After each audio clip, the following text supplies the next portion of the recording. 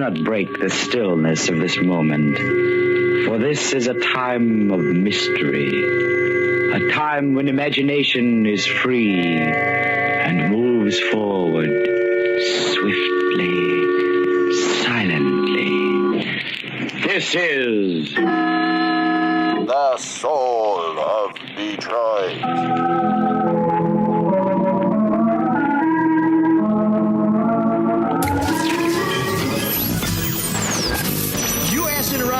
Around my face. It's gone. What are you doing? What are you doing? Come on. That is not paid for by them. That is paid for by the people of Detroit. You might be qualified, ML. I'm not qualified for this job. Let me tell you something. You want to go right now? Okay? You want to go right now, Albert? Hey kids, it's your old pal ML Elric back with a very provocative episode of The Soul of Detroit, where we're going to be dealing with some very thorny issues, from what to do with a frozen embryo when love is gone, what to do with some in-laws or future in-laws who look like they're out to bankrupt you before you even get to the wedding ceremony, and then what do you do with some neighbors who love to party even when it's time to go home. All that and more brought to you by David Hall and Luke Nowacki. And we're going to also get into some stuff that, of course, your feedback, lots of great feedback as always. And Amani Bates, who you may have first heard his name on this podcast when we started out a few years ago, because Sean dialed in from a gym where Amani Bates was playing, and we're like, what are you doing? You're with Emery King? What are you doing? He said, no, I'm with this kid named Amani Bates. He's like really special. And we thought, like, special needs? Like he's going to score a touchdown at the end of the game? He's like, no, he's really good. And then he was on the cover of Sports Illustrated, and then he was going to Michigan State, and then he wasn't, and then he was going to Memphis, and then he didn't, and then he's going to Eastern Michigan University, and we think, oh, my God, this guy's career is over, and maybe not so fast. So Sean's going to tell us a little bit about that before we go. But I also want to... Sean is here. He hasn't said a word, but he's here. No, because I was waiting for the... Can I add one more tease? Oh, okay. Because we got a late minute. Here we go. This is the wild card that is Sean. We have out. no idea what this is going to be. He's already found the chocolates. I just want to add a little bit to the suspense here. All right, so we got a request, and it's from Aaron, and he said, "Is it too late? Have you started filming yet?" And if it's not too late, he wants to shout out Mark and me. Both seem like solid dudes. I'm on the fence about ML. Sometimes he seems chill. Other times he sounds like a prick. Can you fellas, and then I'm going to leave it there, and we'll get back to this at the end of the show. So Aaron's going to get a slap, so I hope that helps. He didn't call you little brother. I hope that helps tip. I hope that helps tip the balance. It's a question for you about elections and that sort of thing, and Trump. And, is it Aaron or Aaron? Aaron. Aaron. Oh. Is that Aaron Balake, right? Wasn't that another one? That's right. In fact, I played volleyball last night with Balake Pollock at Detroit City Fieldhouse. He's on our volleyball team. Oh God! He goes by Blake because he lives in Rochester. But if he didn't, he might be Balake. In fact, I met Keegan Michael Key at the soft opening for Third Man Records, and I went there. It was on Thanksgiving. I don't know, like 4 or 5 years ago. I had 2 passes because our friend Ben Blackwell was putting it, and he put me on the list. Neither one of my daughters wanted to go, which resolved the dilemma of which daughter gets to go. And then I just kind of was there on my own, hanging out, and this guy comes up to me and says, "Hey," and we take a picture together. And I was like, "Oh, so who's that?" So he said, "Oh, that's Keegan Michael Key." I'm like, I didn't have cable at the time, so I'm like, you didn't know? So yeah, I was like, "Oh, is he an English guy?" It's a lot of names, That's great. And so I have a picture of me and Keegan Michael Key, and all I can think is right now he's telling us, I got a picture of me and ML Elric. How's that, Aaron? Did I ever tell you that story? Have you ever heard that story about my dad? Thank you, Aaron. When my dad met Matt Damon and had no idea it was Matt Damon and talked to him for about a half hour. He would always go to the All-Star game as a media representative. That's a whole nother story. And when it was at Fenway Park, it's just the day before when they do the home run derby and all that stuff, and he's out on the field. My dad will chat with anybody. He's just an old man. And he starts chatting with a guy and had a lovely conversation like 2 weeks later, watching TV with my mom. He was like, "Who's that guy?" She's like, "That's Matt Damon. Everybody knows who Matt Damon is." He's like, "Oh, I talked to that guy for a half hour about baseball." And I said he probably enjoyed that because nobody asked him about movies and he just wanted to talk about baseball. I have a question for you, if I may. Is this just ask the question? Yeah, you're just gonna plow ahead anyways. Well, no, it's like when Teresa says, "Hey, can I ask you something?" And it's like, no, you're just gonna ask me. My answer doesn't. If I may, so yes, sir. Is it inflation? By your leave? Because normally you've got like not a Red Bull, but you got a brand name drink. Today, today you have something from Costco. It's a Costco brand. Are you? Wait, you don't know about my love for Costco? Everything I buy is from Costco. Is it inflation? Are you pinching your pennies? No, I just love Costco. Okay, well that's good. I like Costco too. Yeah, that's why I have behind ML somewhere. There's I like the 100-pound bags of frozen shrimp. I love it all. Yeah, I could spend all day in a Costco. I'm just that kind of person. You do because I know you. That's where I get my Monster. I know you run hot. So do you go back into the giant cooler section to cool off a little bit? Maybe. Okay. And what do you take some edibles and just go back and hang out? What? No. No. You just smoke a little bit and then do it. No. What are you talking about? I don't want to buy everything in the store. If I did that, I really would never leave. That's how do you like them apples? Yeah. Did Matt say that to your dad? I don't know. I wish he would have. You like apples, Mr. Fellhauer? I got a number. I can't do the Boston accent, sorry. That's tough. It's tough. Well, so we're way off the rails already, but I was talking to a guy last Friday. Wait, thank who? What? Huh? No, I thought you said thank. Oh, yeah, sorry. So I was talking to a guy last Friday in East Lansing who was working at the Detroit Wing Company on Grand River Avenue, and all the football players had gotten like meal cards, and they came in and they're ordering tons of stuff. And this guy, bone in or boneless? I'm not sure. I'm not sure. So this guy, it does to Sean. So this guy comes up there and orders some food, and he's going to take his order, and he's like, okay, can I get your name? And the guy's like, Peyton. And he's like, okay, Peyton, I'll call you when it's ready. Oh. So the guy goes and sits down. He looks kind of bewildered, and he actually, and I think my guy's telling us the truth, comes up to him and says, you're the only person who didn't know I was Peyton Thorne. And it wasn't like an arrogant thing. He was just sort of like, oh, that's kind of interesting that you don't know who I am. Yeah. He's like, okay, Peyton Thorne, here's your wings. You know what I thought you were going to say Peyton Manning because he was doing an exorcism at Ford Field recently with Jeff Daniels, putting whiskey in a tub to try to remove the curse of Bobby Lane. What? Oh. What? You didn't see this? What is this a bit for? Nothing. I don't know who. I don't think he was really there trying to reverse the curse. They literally were in the end zone at Ford Field. They were talking about the Bobby Lane curse. They brought in Epsom salts in a bathtub with water, and Peyton Manning said, no, it needs to be whiskey because Bobby Lane liked whiskey. We got to remove the curse. I saw the footage of it. But unless it was fake, Field when like the moon landing. Bobby Lane was dead before they built Ford Field. It seems like they'd have to do that over at Tiger Stadium. Sounds like a bit for the Manning cast. Well, no, but it'd be wherever. Yeah, I think that's what it is. Wherever the Lions are playing, that curse is going to hover over them, right? So it's so stupid. Yeah, I hate. You don't like that kind of thing? What, a curse? Because it's not real. It's not a real thing. You feel the same way about religion? Huh? Well, we want to go down that road. I thought we might get in trouble with the frozen embryo. Now we're just going straight to the existence of the sorry. day. No, let's get back on track. I'm sorry to make it entertaining. Go ahead. Yeah, it's a nice change of pace. That little set piece about the drink was fascinating. Is there a deposit on that can? That's all I want to know. Of course. No, I just wondered if you were feeling inflation and watching your pennies. And I think seriously, I think everybody is feeling inflation and watching their pennies. Except for Mike. No, believe me, I think it's just a reflection on our inability to bring some new sponsorship money into this show. I think a couple years ago, before the pandemic, Mark could have had Red Bull. He could have had whatever the hell he wanted. Now it's Costco, and pretty soon it's going to be whatever Aldi's energy drink is. Yeah. Can I ask you an opinion on inflation? It just says drink, like in Repo Man. I'm really fascinated by the election and inflation. That is a thing that would always work and get people motivated, right? To flip at the midterms. So the deal with inflation, is it because it sucks? I mean, everybody's paying more. We see it. Everybody feels it when they go fill up their car or go to the grocery store. I do have a take on this. Is this because there haven't been mass layoffs?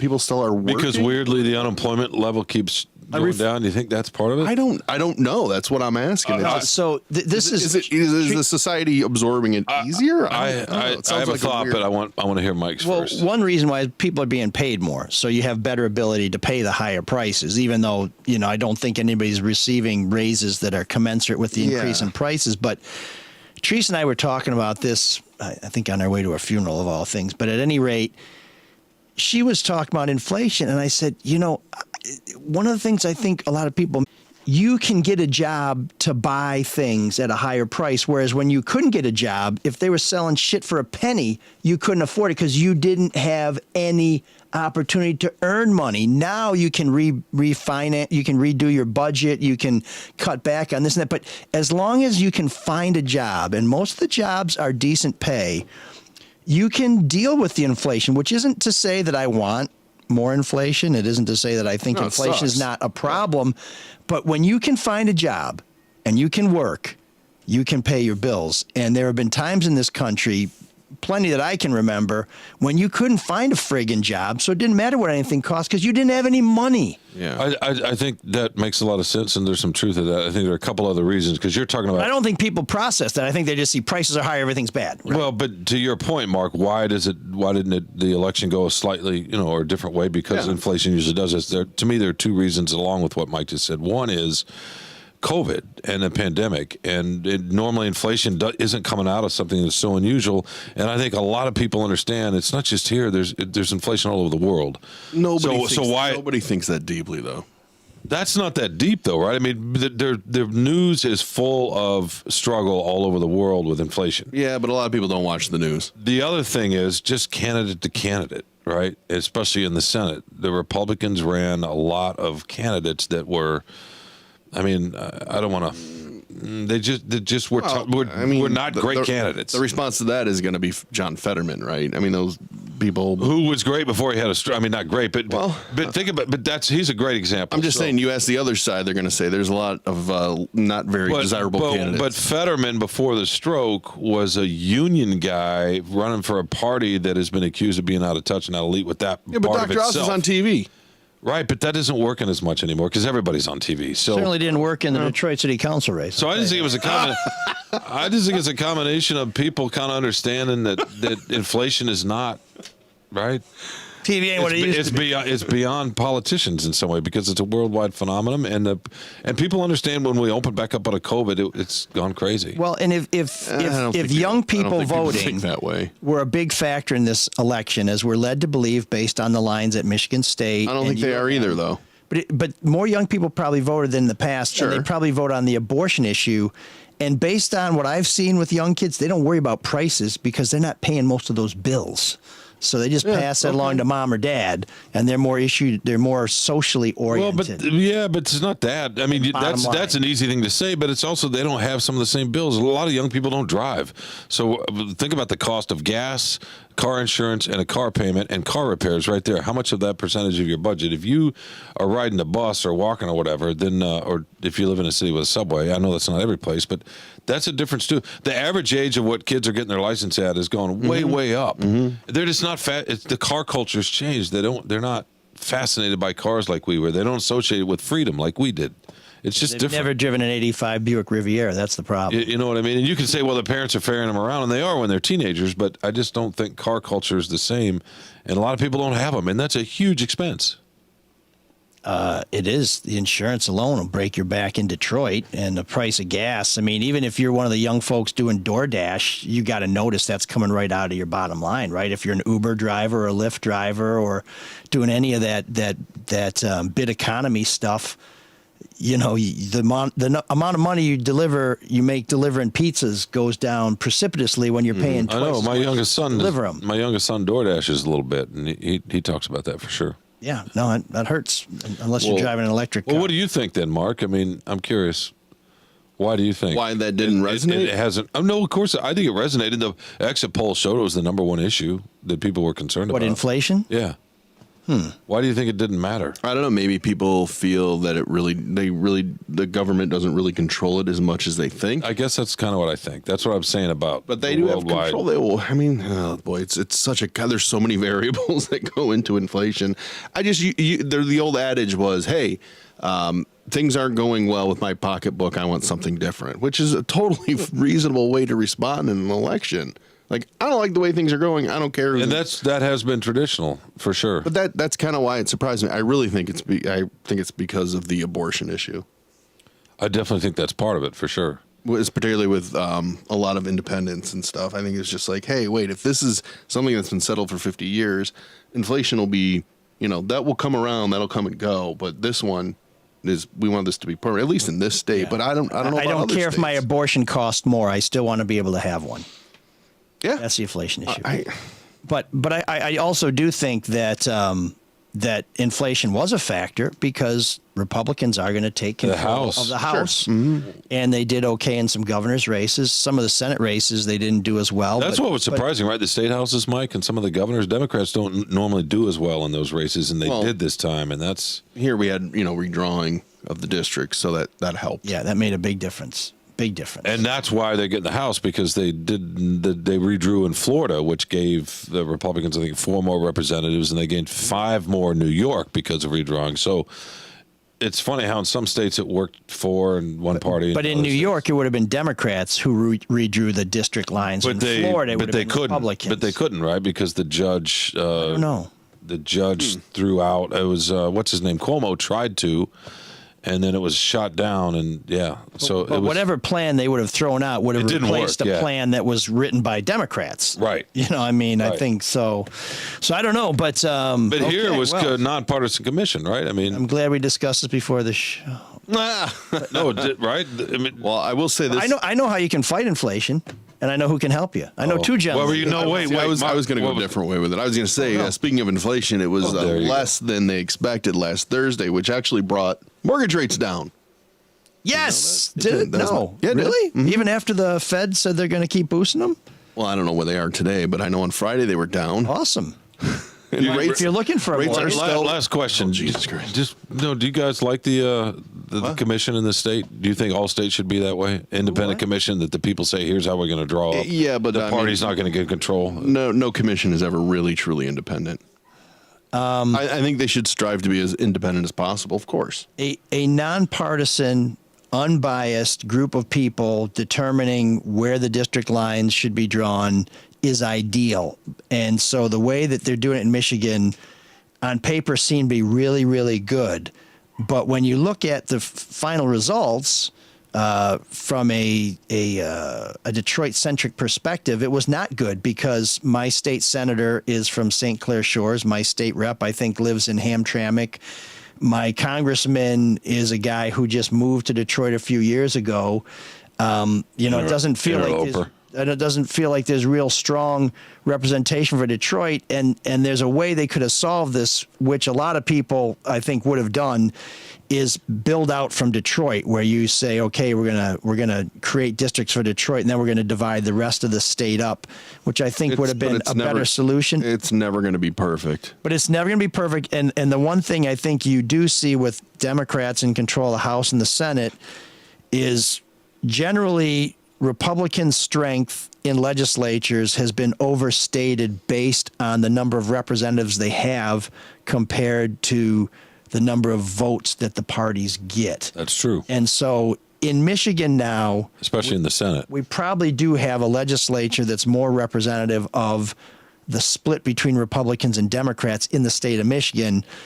But in Detroit, representation for Detroiters is more diluted than it has ever been. For example, that McMorrow from Ann Arbor or Royal Oak represents Detroit, whereas I think there's a lot of people in Detroit who wanted to see her primary opponent go to the Senate. So, I mean, you solve a problem and you create another problem. For anybody that's not bored by this conversation, there's a really good book out there called Rat Fucked.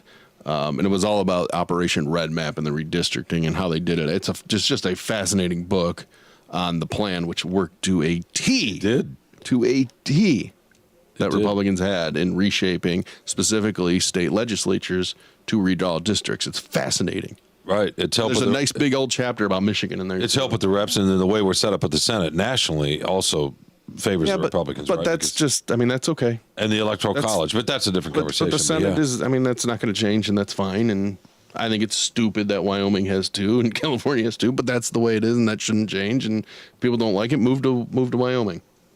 Well, the other Californians are moving to Colorado and Arizona. Yeah. Well, and people who were moving to cities are now moving out of cities because they can work remotely and they can have all the space they want and do all that other stuff. But I also should mention, because I wrote about it in the Free Press last week, that the Trump effect was a big factor too. Not necessarily because Republicans didn't vote Republican because of the allegiance between Trump and a lot of the candidates, but because donors didn't donate to candidates because they didn't like their ties to Donald Trump. So candidates like Matt DePerno, Christina Caramo, and Tudor Dixon at the top of the Republican ticket in Michigan had so little money to compete against Gretchen Whitmer, Jocelyn Benson, and Dana Nessel that, as you always hear in politics, you need to define your opponent before they can define themselves. By the time they finally raised a little money to get some commercials up, people already had a fairly negative impression of them. Well, and so their mind was already made Abortion up. Was a big part of that, too, with Tudor Dixon. Well, yeah, and Charlie. Give Charlie credit, man. That question was used in a lot of campaign ads. And then he complained that it was using some campaign ads. But it was, I mean, the way he framed it, it put it in very stark terms. And what did he say? You haven't seen the ads? I mean, they're all over the place. I don't know. They were talking about abortion on stream on Charlie's podcast, and it was which is the No Bullshit News Hour. There's a plug. But the question was, who produces that? This guy sitting right here talking. But what he said, he asked the question regarding abortion about, what if a 14-year-old? I mean, he kind of combined the whole rape and is raped by their uncle. Is there an exception for that? And she said no exceptions. And that was used in campaign ads, and I think people were kind of shocked by that. I found it really interesting the way she shot back at the RNC when they put out that memo last week blaming her, because she's like, you guys didn't support me. So it's kind of a chicken of the egg. It's like, we're not going to put any money behind a candidate who really only had 2% coming, when they first started. We're not going to put money behind that. But at the same time, she's like, I need money so people know who I am. So they kind of shot themselves in their foot. The Michigan GOP or the RNC? I'm sorry, the Michigan GOP. MIGP, yeah. Well, because Carl Marlinga, who lost to John James in Macomb County, there were people saying if the Democratic Congressional Campaign Committee had put money behind him, he would have beat John James. He ended up losing by a fraction of a percentage point, which nobody saw coming. No, and that's why they make those decisions. So if they give him money, then it's going to come from somewhere else. So they have to make those decisions. They put a lot of money into wiping out Peter Meyer so they could get John Gibbs in Western Michigan, which worked out for him because he got squished. Can we also say that you're talking about the Trump effect in the Senate, in the U.S. Senate? His backed candidates, right? You're saying it didn't help with the donors and the fundraising and so forth, but it's also the independent voters. And we say independent, you're just talking about people that will vote for both parties depending on who the people are. Sure. So to me, that's the real Trump effect, is that he was backing folks that were a little bit out there. And so people in the middle who are willing to vote both Democrat and Republican went Democrat this time in the Senate races.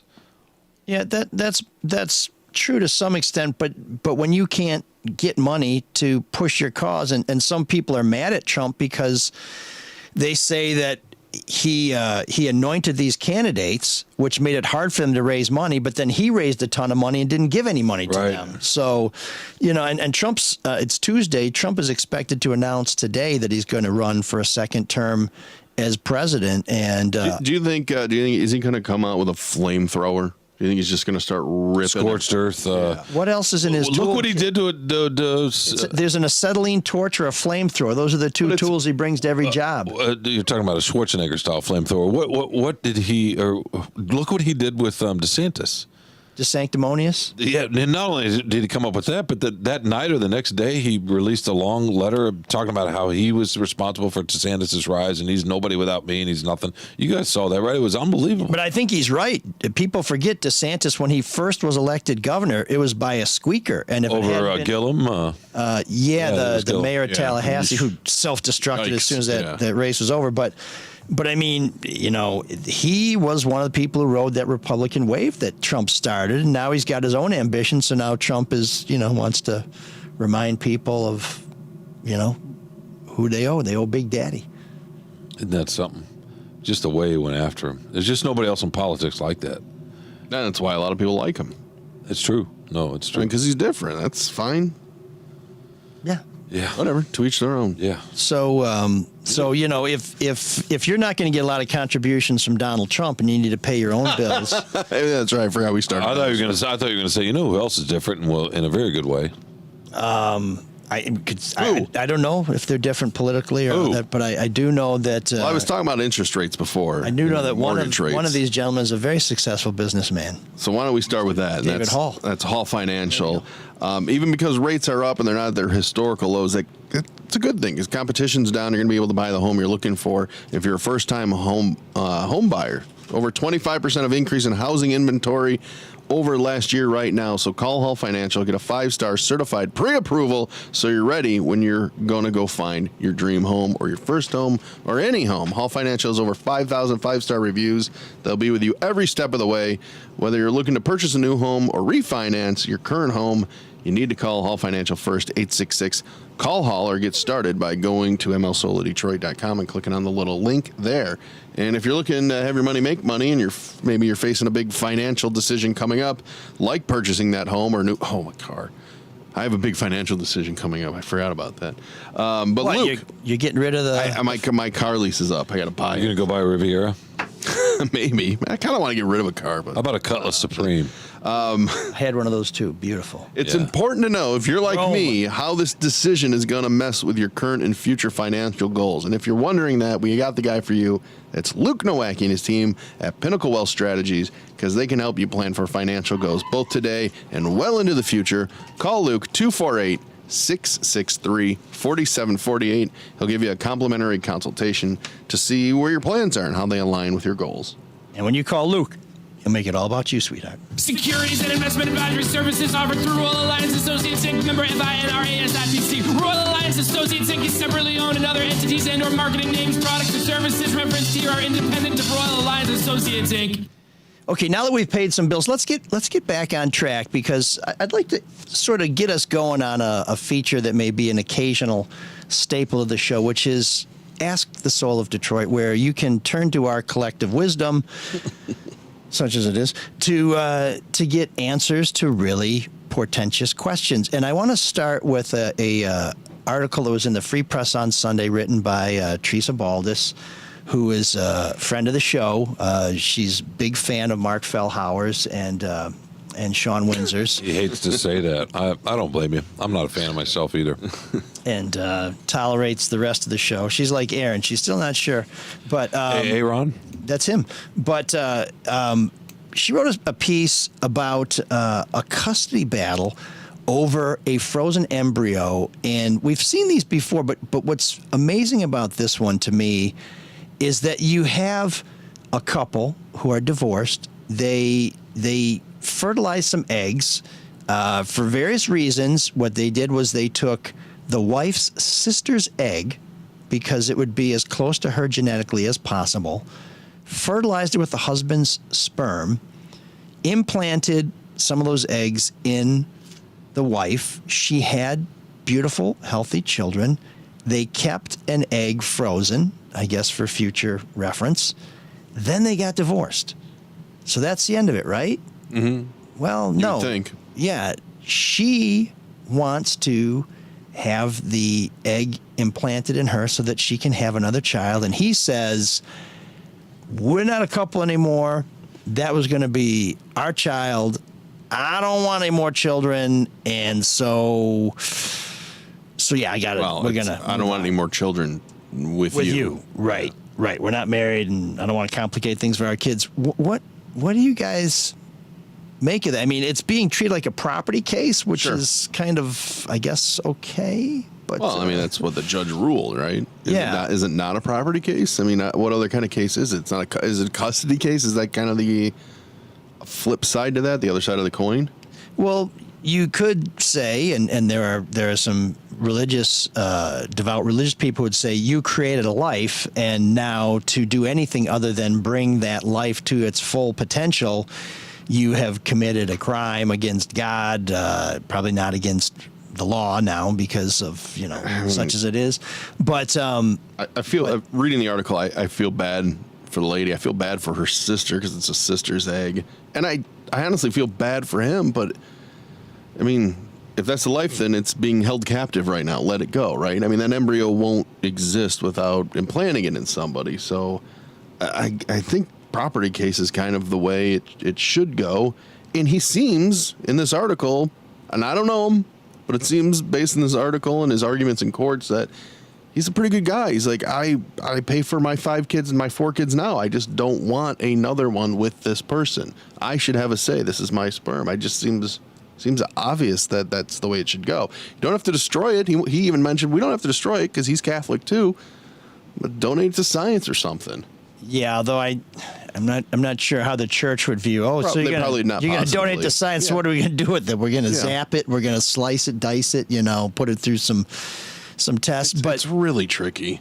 But it's one of those things where it feels to me like if I was responsible in any regard for bringing a life into the world, I don't know how I could walk away from it. And there's some irony here. Well, that's what he said too. Because I have a dad who's brought some life in the world who seems to have had no problem whatsoever with walking away from all of it. So maybe I'm just trying to break the chain. I don't know. But we see this all the time where people put a kid up for adoption and then the kid comes back and says, "Hey, Daddy," when we had J.T. Harding on the show, who the musician who ended up finding out he was related to John Thomas, Jay Thomas. Yeah, I mean, Jay Thomas was at first like, "What the hell is this? Who the hell are you?" And then they ended up having a very close relationship to the point where JT's adoptive father. Jay Thomas eulogized JT's adoptive father. So the notion that you can contribute some DNA and then never, ever be associated with it. Not so easy. I don't. Yeah. That just. And that's kind of his argument. Yeah. I mean, so I'm not a lawyer and I don't know what the right call is on this, but I guess as a father and as someone who loves children and people in my family, I don't know how you could possibly view something that has a connection to you as disconnected from you, not a part of you, something you had no obligation to whatsoever. And we should let people know, too, that the mother says, "Hey, if we have this, we'll never call you. We'll never ask you for a cent." But that's not what he wants. You don't have to do anything. We'll take care of it. We just created this, and we want to see it through. That was the plan. I want to stick to the plan. I mean, and I can see where she's coming from, too. This is, and as you said, Mark, the sister, if you feel like you must be connected to it, this sister, women, guys, we kind of just keep creating sperm. Yeah. Oh boy. Yeah. We'll leave it there. We know how it works. Yeah. But women, they have a finite number of eggs. It's not like, I'll just go to the store and get another dozen, extra large. Well, that's the one thing I'd love to know. And maybe Teresa can find this out is when it's the sister's egg, when it's implanted or even before it's implanted, but when it's fertilized, does she give up the rights? Does she sign away her rights with the fertility clinic and say, I mean, I don't know how that works. I don't either. And because the judge ruled it's definitely not the mom, the ex-wife. It's not hers because it's not her egg. Right. And I don't want to get myself in any more trouble than I may already be getting myself in. But the last person I want to have a kid with is my sister-in-law. Okay. You think it's tough to walk away from a kid, that you have a part of. How about, I'm not really so keen on your sister. Well, I didn't marry you and now we got a kid together. I mean, I would think you would. And my sister-in-law is a fine person. I should say that, but you don't want to have a kid with her. That's fine. Yeah. I will say this, though. I would think the rights must be signed away, or maybe it is when it's implanted, because I know somebody who had the wrong embryo implanted inside her, and they said, look, if you carry this to term, it's not your kid. What happened to that child? Did it get reconnected with the? She carried it full term. Biological parents? They are on good. Yeah. Oh, yeah. No, raised by the biological parents. I believe there is a friend. I'm not positive, but I believe there's a friendly relationship between the two families. But the female who was... Should hope so. I mean, I really appreciate neighbors who look after my dogs for a weekend, let alone somebody who bore my child. There's some distance between the two people. Talk about doing somebody a solid. Yeah, well, I mean, they're very... Shit. And this is where faith and all that comes in, because, there's a lot of Catholics that don't like IVF, but they are very Catholic, and they wanted another kid. So here you have it implanted, and they're like, well, we're not going to abort it. I know it's not ours. I'll carry it full term, even though it will greatly affect my health.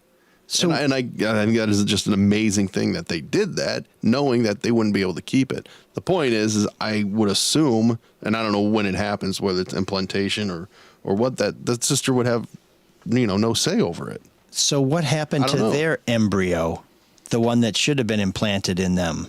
That's a great question. I don't know. Did they? I don't know. I don't know if it was implanted in the other person and didn't take. I'm not sure. Okay. Wow. I can do some research and find out for you. So I don't know that we've actually solved this problem, but Sean's been quiet, so I'm assuming Sean may have had a child with his sister-in-law, and he's staying out. He's abstaining because he has a conflict of interest. No, I was just thinking about how it's like, he's like Johnny Appleseed. Every town he goes to cover sporting events, there's little Windsors. You don't know what. He's like the Charles Corral to podcast. You don't want to know what I was thinking about. You don't want to know what I was thinking about. I was thinking about an episode. He was thinking about the McRib, which is coming up soon. But well, first of all, I was wondering why you're in a Chargers t-shirt. But no, what I was thinking about was an episode of Bewitched where they get the babies mixed up in the nursery, right? Because that's been a trope in movies for a long time. But here's switching the embryos. It used to be switch the babies. So Tabitha, you remember the Lily Tomlin, Bette Midler movie where they were twins and they switched them and one went to the country, and it's a bad 80s movie. Oh, I go all the way back to Bugs Bunny with Yob. It's a big business. Remember the giant baby? Remember when the family had the giant baby? Yob. Yeah. And the dad's trying to. That's actually what I was thinking about. Was just here we are to the point where we switch embryos when it used to be, we switch the babies. I think it's the dad's. I think he has full right over it. But he doesn't want it. That's fine. You can have things that you don't want. Yeah, but that's one of those things where if I get a pizza, and I know it's not a life, but if I get a pizza and I can't finish it, I would rather give it to some guy in the corner than throw it away because it seems like a waste of pizza. Yeah, but you don't have to. He doesn't want another child with his DNA with the X. Yeah.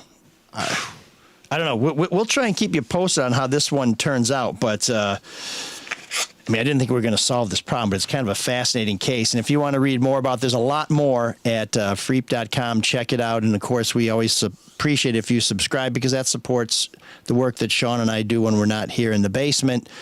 And if you want to support this show, you can certainly make a donation or encourage somebody to sponsor us. But an easy way to support this show and to kind of make sure you never miss when we go live is to subscribe to YouTube channel ML Elric.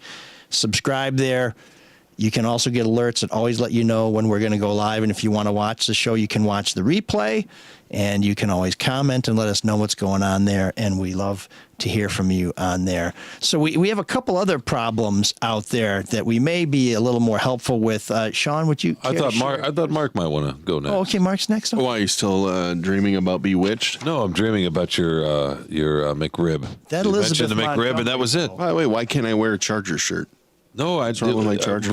Were you a fan as a young boy because the Lions were not good? Dan Fouts? No, I think I don't not like them. Who was Jefferson was one of the receivers, right? And Sean, the tight end.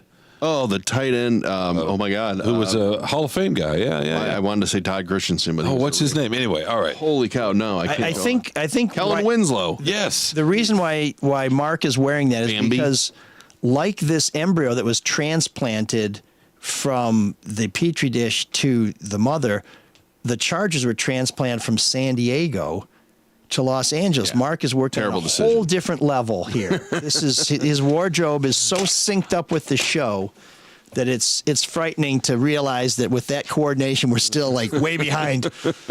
All right, what issue are we going to solve next here? All right, I'll start since you're bored. So it's an email. My husband and I like saying that. My husband and I have lived in our neighborhood for about 10 years. Very progressive. We're friendly and neighborly. One house has always been a trouble, in quotes, house. Loud arguments are heard. SWAT team showed up to arrest an adult son. They write, yikes, which is kind of adorable. Neighbors accuse the kids of stealing tools from their shed, and recently police were there again with reports of gunshots fired. Last summer, we hosted a backyard party and set up a bar in our basement. The mother of that house came by uninvited. Not wanting to be rude, we welcomed her.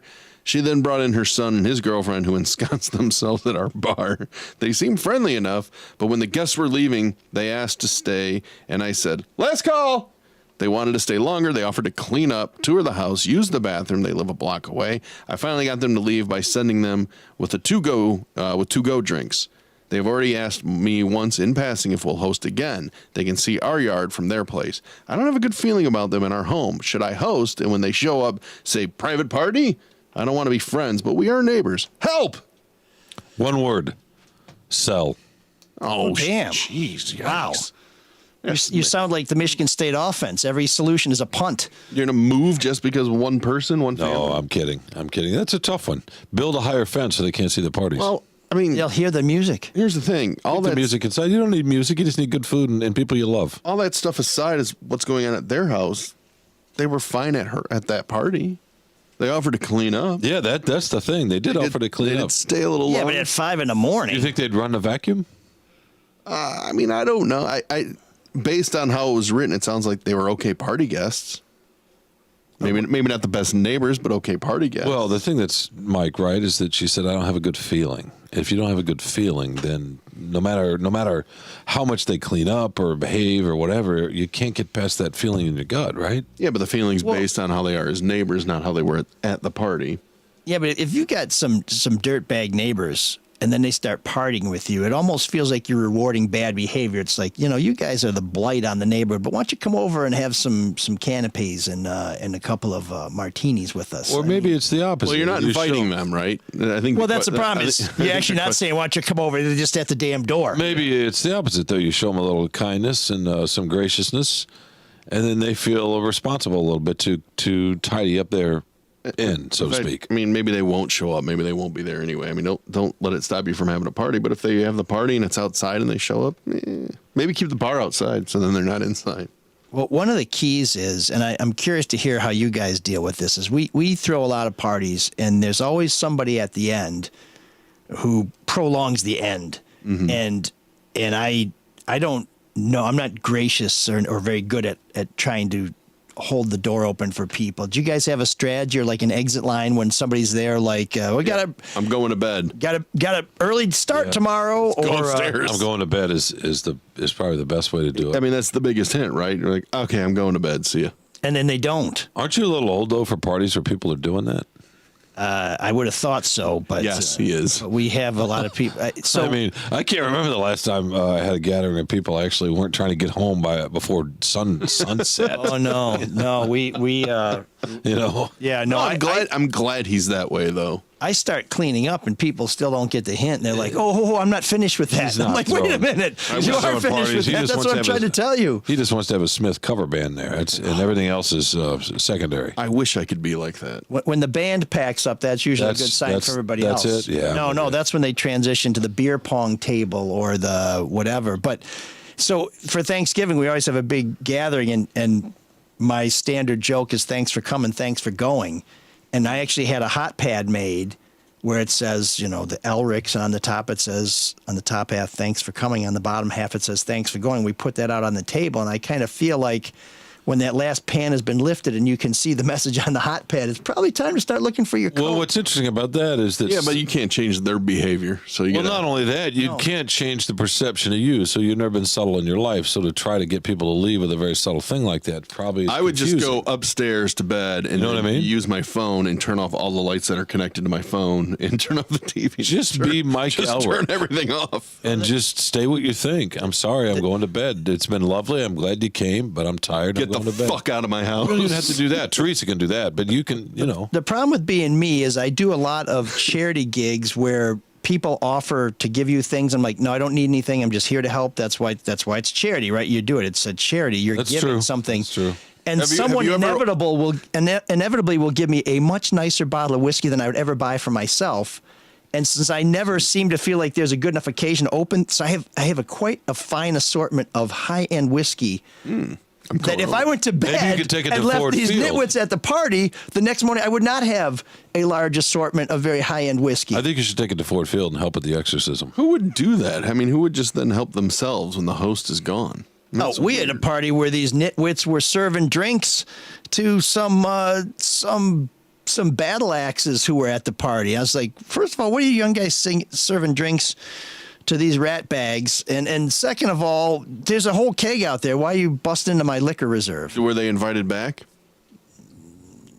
They may have appeared at another time like these neighbors down the There street, you but go. there was nothing engraved sent to them letting them know exactly when and where the next I think bacchanal would be getting held. back to this question, just yes, please. Don't invite them. Once again, Sean brings some discipline to the show. Don't invite. Thank you. Thanks for reining us in. Don't invite them. Okay. But if they show up, just feed them, let them have a drink, just show them some kindness. Because what you don't want is some kind of larger war. Yeah, with a neighbor. With a neighbor, you just don't. Especially if you're worried about. That's some of the, true. Yeah. So be kind if they come. Let them hang, but don't go out of your way to invite them. And if that doesn't work, then next party, then you put up your private. Well, because party sign. hey, for all you know, the next time you throw a party, they could be on the other side of town or whatever, right? Well, yeah, So and if they're that bad, they're not going to adhere to a private party sign like the emailer said. Yeah, No, I think that's where you set up that feud. Yeah. Yeah. What about, and then no one's come up with this, but what about, and I'm not suggesting that this is appropriate. An It's just, electronic it's fence? something to consider. No. invisible fence. Call the police. A gas leak or something, creating some sort of thing in their So home. blow your own house up? No, theirs. What Theirs. What the f are Too you much? talking about? Too strong? Okay. read yours. All right. Yeah, Sean, sorry. We got into Oh wait, I have one too. Yes, you do. Yeah, the piece of paper. Come that's on, been in you've front of been you doing for the such a last good 50 job keeping minutes. us on track. Oh no. All right, this is we're not mentioning who this is Station from. This is master. anonymous, right? Yeah. I mean, it should be. Yeah. So I'm going to make mine anonymous, even if it's not. Yeah. Oh my God, Mark has got his hand in his face because he can't speak though. He's got chocolates in his mouth. I can speak. Okay, oh there you go. All right, we haven't mentioned your calves by the way today. Oh my God, focus, my man. Jeez. And it's never we anyway. Thank God he hasn't found the auto suck machine. I know, I hit it on him. I like. It stays very close to your calves. Our son. God, listen to that voice cracking. Sorry. Our son and his fiance. This is very personal for I know. for Sean. Our son and his fiance, both 24, are getting married next summer. The bride's mother has commandeered the planning. When the kids express an opinion, she gets huffy and overrules them. Early on, she asked my son, "Are your parents splitting the cost of the wedding with us?" Flustered, he said yes. Oops. But no one told us. Now, the mother of the bride is planning an extravagant affair and sent us a spreadsheet with, quote, our share of the costs. We can't afford it. I think she is way off base. My wife wants us to take out a loan. Your thoughts? All of a sudden, those neighbors down the street don't sound so bad. That's my immediate thought. But I mean, this is going to be easy to say because it's not me. I would say, well, just tell them the truth. Be like, we can't afford this much. Yeah, that's my first thought. You just have to be honest with your... You don't want to say that, do you? I mean... What, to your son? Well, to his in-laws, too. Yeah, you have to do it. Well, you could let the son do it. Or just say, well, no, he's wait. already failed. You say, hey, Well, wait, he no, has, traditionally What a we pay for massive the booze. disappointment this shitbag is. If it's a traditional wedding, you say, no, the son's family pays for all the alcohol. Well, and what is and what about the daughter too, who's letting the mom kind of commandeer, so to speak? I guess is this guy's word, but no, it's tricky. How do they know that the kids have to stand up to this a little bit, to me, and have a wedding within their means? I mean, if this family's they should be kind of pissed at their son for not that he said that, but for not letting them know earlier so they could nip it in the bud. You're just gonna have to be honest. You're gonna have to call the future in-laws and say, "Look, we can't afford this. Yeah. Here's what we can't afford. Here's what we're happy to help with." And if it causes long-term relationship, then fuck those people. They're not worth it. I find it hard to believe that the future mother-in-law, the one that's doing all the planning, I find it hard to believe It may make Christmas a little tricky. that the bride didn't do some of the Oh, planning. I'm kidding. That's terrible advice. No, what's that, Mark? I find it hard to believe that the bride didn't do some of this planning too. That increase the cost. Yeah, but what if this is the problem? Is that this is the ultimate princess who has been raised by the royal family, and money and the word no has never entered into any conversations, and now your son's going to be tethered to this bottomless pit for the rest of eternity? Well, how do we know that? If they had that kind of money, they wouldn't be asking for the other family to pay half of it. Or if they have that kind of money, then you'd be more comfortable going to them saying, we don't have this kind of money. Can we find a different arrangement? I don't know. Trump was a billionaire, right? And he cheated on his taxes. Some people just don't want to pay the full freight. Well, yeah, sure. I mean, to me, I think you have to have a lot of confidence to tell somebody, you know what? We just don't have that kind of dough. I mean, that's got to be a tough thing to do. A little embarrassing. No, that is a tough thing to do. But if you don't nip this in the bud right now, and you go deep into the hole to pay for this, and you're like, oh my God, we have to work another 2 years to pay. And then they say, hey, we planned a family vacation to Vail. We got a chalet. We're all going to be there for a week. Here's your share. You're like, I did not. First of all, I did not marry this other family. My kid married their kid, and so I should not be tethered to their unrealistic expectations or their extreme lifestyle. But the kid. The son needs to be spoken to in very harsh terms. Well, I don't know about harsh because this is a wedding. You know, I would not rule out a minor beating. Here's my serious, sincere advice: be honest with the son, and if you have to, with the future in-laws, that you can't afford all of that that's on the spreadsheet. But here's what you can pay, and then for your own relationship with your wife, kind sir, take out a smaller loan of what you think you can pay off. That way, you keep that relationship happy, which is the most important one at this point, right? Oh, yeah. You got to keep that one happy, and then you're showing some grace to your son, and, you're offering something to the other family. So there's got to be a figure somewhere in there that you're comfortable with borrowing that will make your wife happy and your son and the future in-laws. Well, I don't want to be the extreme solutions guy to all these problems, but how about breaking them up? Has anybody thought about that? It's like, she's a whore. Run. I mean, there's the $0 option, right? You don't have to contribute nothing. You don't even have to go rent a tuxedo. I don't know. Maybe I went too far. Not a bad way to do it either. Though. Something to think about. Something to think about. Mark's not paying attention. No, I'm totally paying attention. He's looking up more Chargers paraphernalia on the laptop. I would just say if I hadn't already come up with someone, I would say that kid, the son, would be the geek of the week. Oh man, the geeks have inherited the earth. Did I do that? What a dork. Does him wanting to play with us again mean that he's turning into a geek, or we're turning into cool guys? Now, usually on information like this, on big news like this, I like to turn to an insider, one of my many contacts in the journalism, business, political world, the Opus Dei of information. You know everybody. So I do, and I do know someone who's very connected at Hamburger University, Mr. Fellhauer. I would normally turn to him. Look, you thought that was a great catch against the Vikings. That was really fantastic. Yeah. But I would turn to Mr. Fellhauer to find out what's really going on here.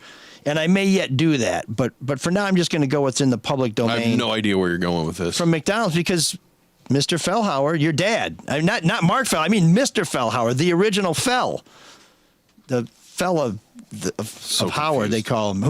He was connected with the McDonald's Corporation, was he not? He's an owner-operator. Franchisee, someone they turned to him. He's the one who told them it'd be great if we had a clown as our mascot. I mean, he was a major domo when it came to fast food. He was Columbus's Ray Kroc.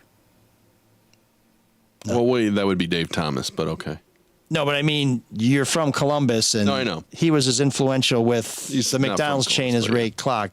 I know, but I just wanted some appreciation for the Wendy's reference as being founded in Columbus. Oh, yeah. No, speaking of embryos, Dave Thomas. Sean is so confused. I'm confused, too. I don't know. Is my dad the geek of the week? No. I'm just saying that I want to get to the bottom of this, and normally I turn to an insider. I should have turned to Mr. Fellhauer, but I did not, so I'm just going off the public domain. And based on the public domain, I have some real concerns here, and I think this is an issue that you guys will be especially interested in. McDonald's is saying their McRib sandwich is set to return this fall, so that's good news. It's already back, yeah. Yep, it's been there since Devil's Night. I think there's probably a reason for that because of what it'll do to your intestines. But the bad news is... Why are you knocking the McRib, man? Everyone loves the McRib. It was a gratuitous shot, the McRib. And I must say, that never before have pencil erasers been repurposed in such a delicious way. But yes, the McRib is back. The bad news is McDonald's says it will not be back again. Get one while you can, because this is the McRib farewell tour, McDonald's wrote on their website. And I know how much you guys love the McRib, and so I thought that for toying with your emotions, for teasing you, for threatening the demise of the McRib, that this week's Geek of the Week should be McDonald's. First off, this isn't the first time they've done this, so just want to say that. Well, that's why I should have. See, there's the Fellhauer connection into the corporate boardroom. It's a marketing gimmick. Yeah, this is just like Kiss is never, when they do their farewell tour, it's never the last one. Right. So, I'm feeling like they should be the Geek of the Week by depriving you two gentlemen of something that you love as much as life itself. But perhaps the truth is that they are our Geek of the Week because this is yet another diabolical attempt to toy with the emotions of the McRib fans out there. Now, I expected to get more of a reaction, but you guys both seem to be pretty okay with it. I don't like making McDonald's the Geek of the Week for that reason, but whatever. What about Wendy's? I like the McRib. For killing Dave Thomas and then resurrecting him. I like the McRib, and I like the what do you call it? The Frosty at Wendy's. What? Great contribution. It is tasty. There's an all-night party in room 7609.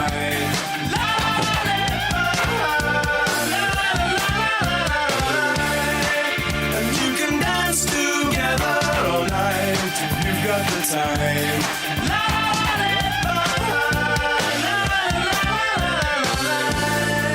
I'm turning into the Herschel Walker of this podcast, sorry. Non sequiturs. I think all of Herschel's embryos got unfrozen. Yeah. Is there a secret baby? What are you talking about? Yeah. No, you just ask him, how the weather is, and he says, I like chocolate ice cream. Did you see the Herschel Walker clip the other day where, people talk about how he is like the king of non sequiturs and how he says things that don't make sense? But I thought he was making a joke about the Colts coach, the playoffs thing. Jeff Saturday? No. The playoffs. What talking about? Playoffs? Jim Mora. Jim Mora. Yeah. Did you see the clip from Herschel Walker? He's talking about runoff. You're talking about a runoff. Yeah, I did, yeah. Now he's so goofy that maybe that's just what he was thinking. But did anybody see that and think he was making a joke about Jim Mora? No. Like he was trying to be culturally relevant and just no. He never played for Mora, did he? You agree with him? For him. What did he say? No. He didn't believe in a runoff. No, he's just I think he's exhausted by another runoff. You're talking about a runoff? We have a runoff? Who isn't exhausted by another runoff? Well, here's the crazy thing about this, which has nothing to do with new wave music, but one of these guys was half a point away from getting 50%. So in Georgia, it's if you get 50%, there's no run. That's just decided. Mm-hmm. In the primary and the general, they're half a point away from one of the candidates getting to 50%. And because somebody couldn't get a few thousand votes here, there, hundreds of millions of dollars are going to be spent over the next month to decide a race that's already probably consumed hundreds of millions of dollars. Isn't that insane? Yes. I mean, the only people who are really happy about that, the local TV media. Stations. Yeah, they're gonna be making bank off of that. God, I swear, I thought for once Herschel really was in my mind when he's saying runoff. I just heard playoffs. Yeah. But what's the song, by the way? Oh, it's thank you, Sean. I'm glad you bring us once again back into form. We're doing covers this month, and Craig got us on this. It's a great theme by suggesting Simple Minds covering The Call, When the Walls Came Down.